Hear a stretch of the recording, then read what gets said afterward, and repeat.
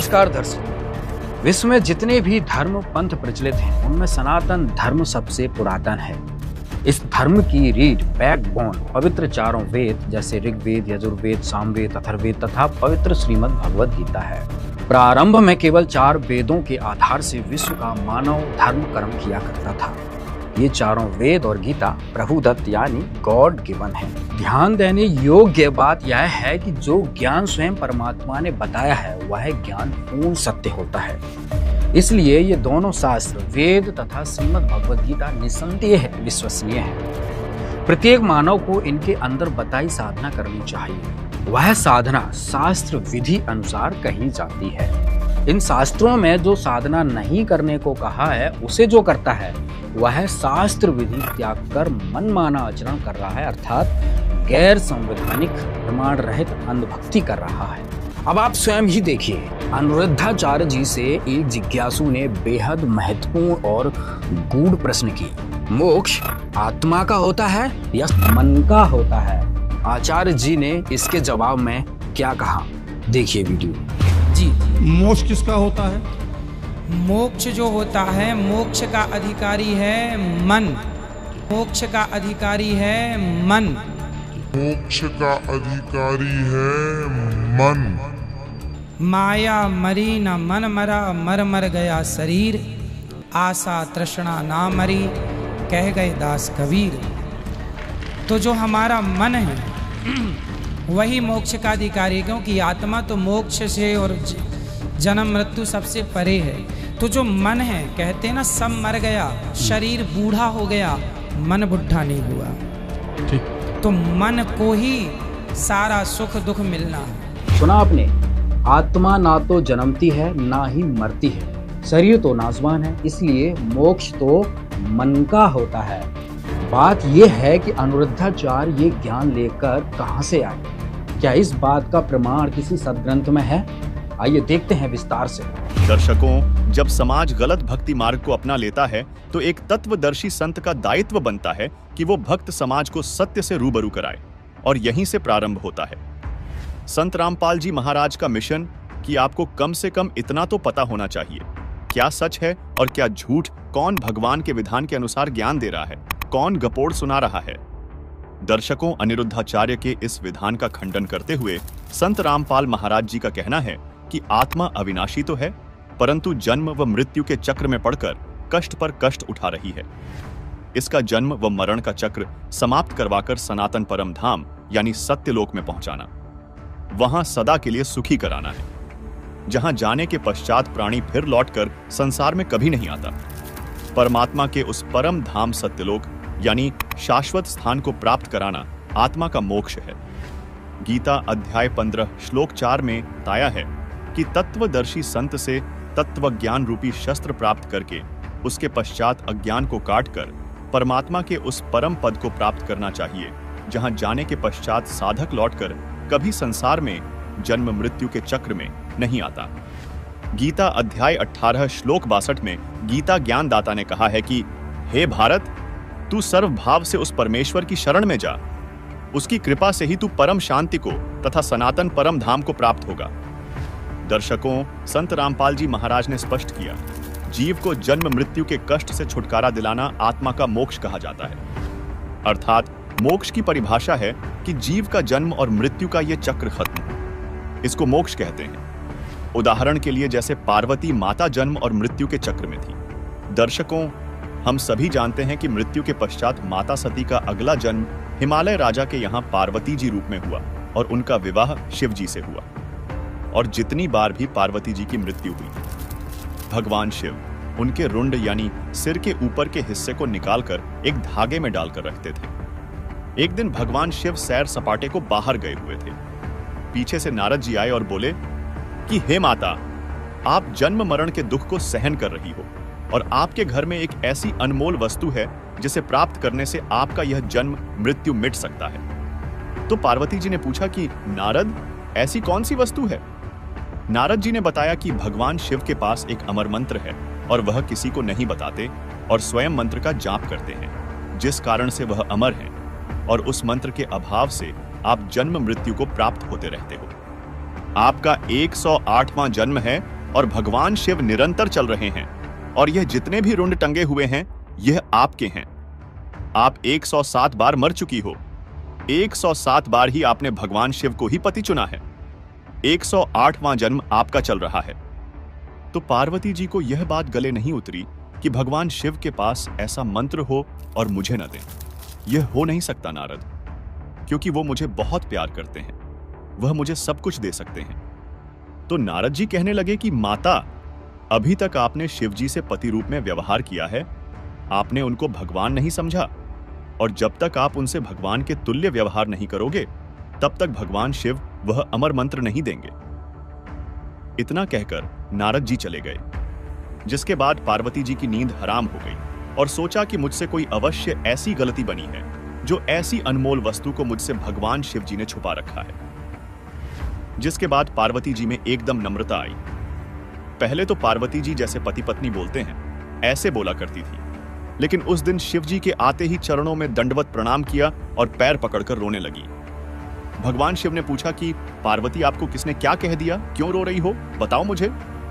तो पार्वती ने कहा कि भगवान, आपके रहते मुझे कौन क्या कह सकता है, लेकिन मैं ऐसी कोई गलती कर रही हूं जिस कारण से आपने मुझसे एक अनमोल वस्तु छुपा रखी है।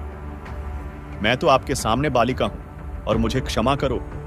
आपके पास एक अमोघ मंत्र है जिससे मेरा कल्याण हो सकता है। तो भगवान शिव ने सोचा, आज यह क्या कह रही है, यह कभी भी इस बात के निकट भी नहीं थी, न मैंने कभी ऐसी विनम्र देखी। तब शिव जी ने कहा कि तुझे कौन ऐसा भगवान मिल गया जो तेरी बुद्धि बदल दी।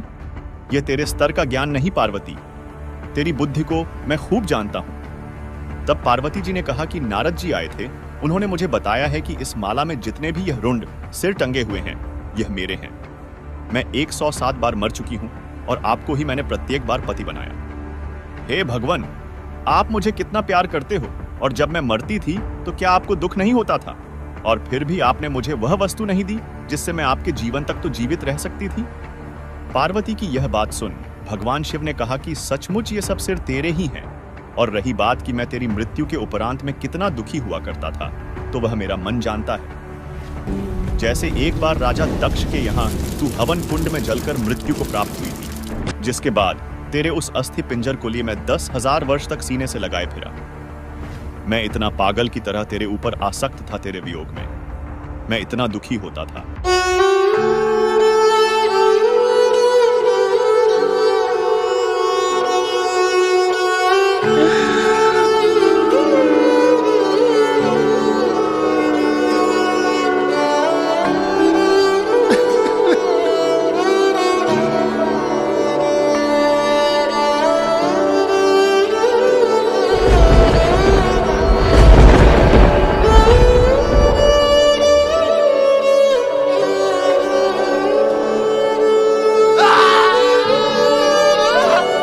पार्वती ने कहा कि भगवान, फिर भी आपने मुझे यह मंत्र क्यों नहीं दिया जिससे मैं मरती नहीं और आपके साथ ही रहती। तब भगवान शिव ने कहा कि पार्वती, यह मंत्र ऐसे नहीं दिया जा सकता जब तक इच्छा प्रबल न हो। इस मंत्र के बताने का कोई लाभ नहीं, बल्कि बताने वाले को ही पाप लगता है। जैसे सीप एक जलीय जीव है, समुद्र में रहता है। जिस समय समुद्र के अंदर गर्म वातावरण बनता है और उसको प्यास लगती है, तो वह सीप समुद्र के जल को ग्रहण नहीं करती, वह पानी की ऊपर की सतह पर आ जाती है। और उस समय जब सीप का मुंह खुला हो तो स्वाति नक्षत्र में बारिश की एक ही बूंद पर्याप्त है उसमें मोती बनाने के लिए, और सीप का मुंह खुला ना हो, और सीप बेशक जल के ऊपर सतह पर घूम रही हो, चाहे सारा सावन बरस जाए उससे मोती नहीं बन सकता, क्योंकि उसका मुंह खुला नहीं है। ठीक इसी प्रकार भगवान शिव ने बताया कि आपके अंतःकरण का मुंह खुला नहीं था, आपके अंदर यह जिज्ञासा उत्पन्न नहीं हुई थी, और आज नारद जी ने आपके अंदर यह प्रेरणा पैदा करके आपके अंतःकरण की जिज्ञासा को प्रेरित कर दिया, जिससे आपकी प्रबल इच्छा हो गई। अब यह मंत्र दूंगा पार्वती, तो यह काम करेगा। पहले मैंने बहुत बार कोशिश की थी कि आपको यह मंत्र दूं, लेकिन आपकी भक्ति करने की रुचि नहीं थी, इसलिए मैंने आपको मरते हुए भी देखा।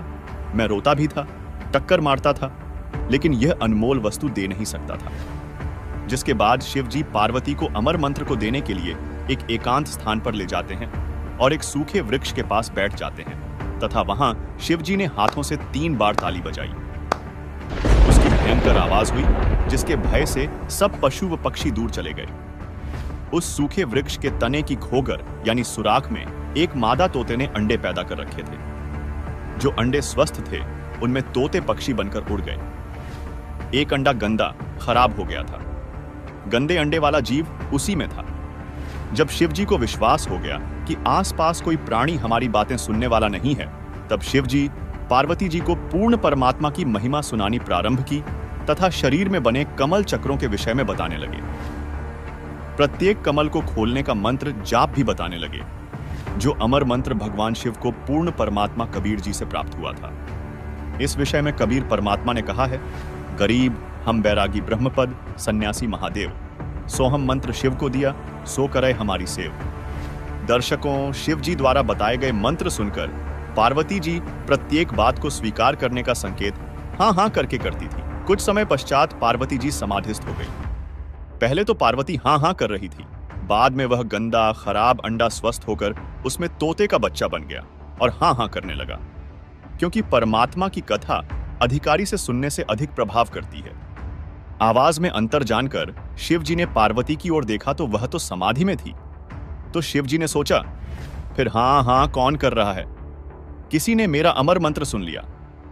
अंतर्दृष्टि से देखा तो एक तोता सर्व ज्ञान सुन चुका था। शिव जी उस तोते को मारने के लिए उठे तो वह तोता उड़ चला। शिव जी भी आकाश मार्ग से उसका पीछा करने लगे। उसी समय वेदव्यास ऋषि की पत्नी ने जम्भाई ली तो उसके मुख के द्वारा तोते का शरीर त्याग कर वह जीव उस ऋषि की पत्नी के गर्भ में चला गया। यह देख शिव जी ने वेदव्यास जी की पत्नी से कहा कि आपके गर्भ में मेरे ज्ञान व भक्ति मंत्र का चोर है। उसने अमर मंत्र सुन लिया है, वह भी अमर हो गया। तब व्यास जी की पत्नी ने कहा कि हे भोलेनाथ, आप कह रहे हो कि वह अमर हो गया है। यदि वह जीव अमर हो गया है तो आप मारोगे कैसे? यह सुनकर शिवजी वापस पार्वती के पास आए और उन्हें समाधि से उठाकर वापस अपने निवास स्थान को चले गए। दर्शकों, जिस स्थान पर शिवजी ने पार्वती जी को अमर मंत्र दिया था, उस स्थान को आज अमरनाथ के नाम से जाना जाता है। जहां आज अमरनाथ का मंदिर है, वहां अपने कल्याण के लिए श्रद्धालुजन दर्शनार्थ जाते हैं कि हमारा मोक्ष हो जाएगा। लेकिन दर्शकों, अमरनाथ पर जाने से नहीं, उस अमर मंत्र से मोक्ष हुआ पार्वती जी का। यानी अमरनाथ एक स्थान है जहां पार्वती जी को वह अनमोल मंत्र प्राप्त हुआ था। वह अमर मंत्र जो भगवान शिव ने पार्वती जी को दिया। यह तो इतना अमर है, जब तक शिव जी रहेंगे तब तक पार्वती जी की मृत्यु पुनः नहीं होगी, और एक दिन पार्वती जी भी मरेंगी, शिव जी भी मरेंगे। यह अविनाशी नहीं है। पार्वती जी 107 बार मर चुकी थी, 108 बार जन्म चुकी थी, और उसका जन्म मरण का चक्र भगवान शिव ने मंत्र देकर समाप्त किया। भगवान शिव जी द्वारा दिए गए मंत्र से जितना इसकी मुक्ति होगी, इतनी इसकी आयु सेठ होगी, अर्थात निर्धारित हो जाएगी। जिस प्रकार भक्त ध्रुव का मोक्ष हुआ लेकिन पूर्ण मोक्ष नहीं हुआ, प्रमाण के लिए देखिए विष्णु पुराण प्रथम अंश अध्याय 12 श्लोक 93 को, जिसमें लिखा है कि देवताओं में से कोई तो केवल 4 युग तक और कोई 1 मनवंतर तक ही रहते हैं, किंतु तुझे मैं 1 कल्प तक की स्थिति देता हूं। दर्शकों, यहां एक सवाल यह उठता है कि जब भगवान शिव जी अमर नहीं है तो माता पार्वती भगवान शिव के मंत्र द्वारा अमर यानी मुक्त कैसे हो सकती है? इस प्रश्न का उत्तर संत रामपाल जी महाराज अपने सत्संगों में बताते हैं कि भगवान शिव जो साधना तथा मंत्र जाप करते हैं, उससे उनकी आयु अन्य देवों से अधिक है। अपनी आयु का अंत हो जाने पर शिवजी की भी मृत्यु होती है। इसी प्रकार पार्वती देवी की भी होगी। भगवान शिव तथा देवी पार्वती का अपनी आयु का अंत हो जाने पर अन्य 84 लाख योनियों का कष्ट भुगतना होगा। लेकिन गीता अध्याय 15 श्लोक 4 में कहा है, तत्वदर्शी संत से तत्वज्ञान प्राप्ति के उपरांत परमेश्वर के उस परम पद की खोज करनी चाहिए, जहां जाने के बाद फिर लौटकर कभी नहीं आते, कभी मृत्यु नहीं होती। लेकिन पार्वती की तो मृत्यु होगी, शिव की भी मृत्यु होगी। यह तो सिर्फ लिमिटेड मोक्ष है, और सतलोक में अनलिमिटेड मोक्ष होगा। गीता अध्याय 18 श्लोक 62 में गीता ज्ञानदाता ने कहा है कि हे भारत, तू सर्वभाव से उस परमेश्वर की शरण में जा, उसकी कृपा से ही तू परम शांति को तथा सनातन परम धाम को प्राप्त होगा। उसको कबीर साहिब ने सतलोक कहा है। संत रामपाल जी का जो मिशन है, उस सनातन परम धाम को प्राप्त कराना है, जहां जाने के बाद प्राणी फिर लौटकर संसार में नहीं आते। ये है मोक्ष। इसको कहते हैं पूर्ण मोक्ष। इसी के बारे में आदरणीय संत गरीबदास जी महाराज जी ने अपनी वाणी में कहा है, चार मुक्ति जहां चंपी करती, माया हो रही दासी, दास गरीब अभय पद पर से मिले राम अविनाशी। दर्शकों, संत रामपाल जी महाराज द्वारा दिए तत्वज्ञान रूपी रोशनी से गीता जैसे पवित्र शास्त्र से सिद्ध हुआ कि मोक्ष मन का नहीं जीवात्मा का होता है। दर्शकों, अभी आपने जाना कि मोक्ष की परिभाषा क्या है और कैसे प्राप्त होता है। साथ ही आपको मन के बारे में भी बता देते हैं कि ये मन क्या है, आत्मा और मन में क्या अंतर है। हम इतने अज्ञान से सने पड़े हैं, रंगे पड़े हैं। जब तक हम आंखों नहीं देख लेंगे सदग्रंथों को, तब तक ये मन आपको भक्ति पर लगने नहीं देता। ये एक काल का दूत है, इसने आत्मा के साथ छोड़ रखा है अपना एलिमेंट, और आत्मा भगवान का अंश है, उस सत्य पुरुष का, कबीर साहब का, और ये मन इस काल का अंश है। और इस आत्मा को जब ज्ञान हो जाएगा, फिर ये मन कुछ नहीं बिगाड़ पाता। ये कोशिश तो इसका स्वभाव तो होता ही है बकवाद करने का, लेकिन आत्मा इसको घसीट लाएगी, गलत रास्ते से वापस सेट रखेगी। अब ये आत्मा को घसीट ले जाता, जहाँ चाहे बकवाद करवा देता है। चोरी, ठगी, बकवाद, रिश्वतखोरी, शराब पीने की आदत पड़ जाती है, मांस खाने की सर्कमस्टांस बना देता है। और जब आत्मा को परमात्मा का ज्ञान होगा, परमात्मा का सहयोग इसे प्राप्त होगा विधिवत, तो फिर ये इससे प्रबल है, बहुत प्रबल है, और उस ज्ञान के आधार से ये फिर डगमग नहीं होगी। तो दर्शकों, जैसा कि आप सभी जानते हैं, ईश्वर अंश जीव अविनाशी। यह जीव आत्मा परमात्मा का अंश होने से अमर यानी अविनाशी है, लेकिन कर्म बंधनों में बंधने के कारण यह जीवात्मा 84 लाख योनियों में भरमती भटकती रहती है, तथा यह मन काल का एजेंट है। मन का मोक्ष हो ही नहीं सकता, क्योंकि मन तो खुद शैतान यानी काल ब्रह्म का अंश है।